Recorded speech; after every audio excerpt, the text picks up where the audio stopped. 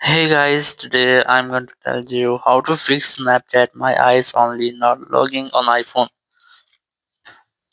If you are using any iPhone and your My Eyes Only is not loading on your Snapchat app, so let's see how can you easily fix this issue. So the very first thing you have to check that you have a Wi-Fi or internet connection, or you have a stable internet connection. You have to make sure that you have enabled or disabled your airplane mode up to 4 or 5 times.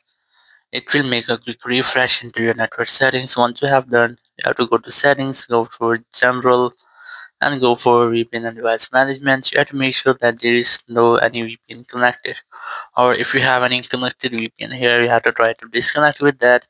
And once you have disconnected your VPN, you have to retry to open your Snapchat.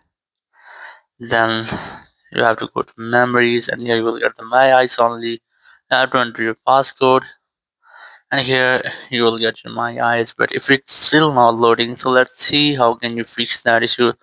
You have to open up your app store or play store, and here you have to search for Snapchat, and here you have to make sure that you haven't any update available for your Snapchat, or if you have an update like that, you have to try to update your app.